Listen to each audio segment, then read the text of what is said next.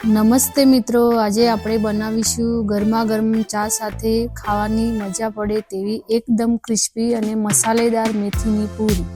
આ પૂરી લાંબો સમય સુધી સ્ટોર કરી શકાય છે અને સ્વાદમાં તો એકદમ લાજવાબ લાગે છે।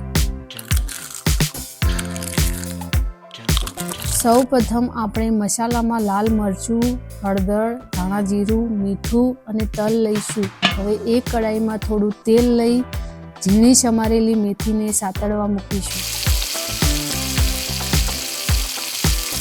મેથી સતળાય છે ત્યાં સુધીમાં બીજી બાજુ લોટ બાંધવા માટે પાણી ગરમ કરવા મૂકી દઈએ।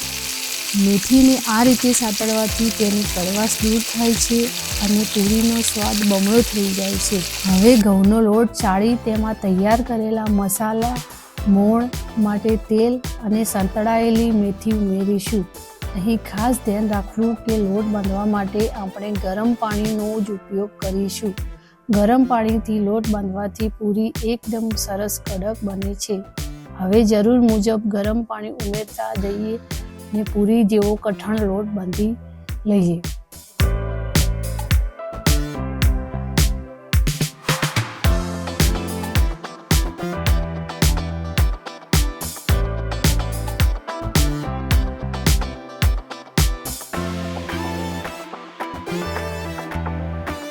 લોટમાંથી હવે એક મોટો લુઓ લઈ તેની રોટલી વણી લઈએ।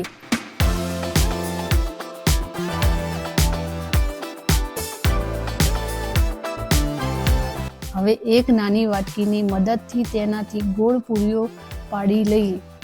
આ રીતે કરવાથી મહેનત પણ ઓછી લાગે છે અને બધી જ પૂરીઓ એક સરખી અને સુંદર બને છે। તેલ ગરમ થાય એટલે પૂરીઓને મધ્યમ આંચ પર તળવા માટે મૂકીશું। પૂરીને બંને બાજુ પલટાવતા રહીને ગોલ્ડન બ્રાઉન અને ક્રિસ્પી થાય ત્યાં સુધી તળવી। ધીમા તાપે તળવાથી પૂરી લાંબો સમય સુધી નરમ નહીં પડે।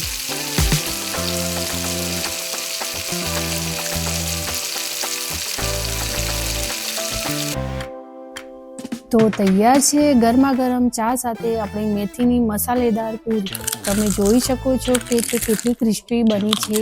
તમે પણ ઘરે જરૂર ટ્રાય કરજો। જો રેસીપી ગમી હોય તો વિડીયોને લાઈક કરજો અને ચેનલને સબસ્ક્રાઈબ કરવાનું ભૂલતા નહીં। આભાર।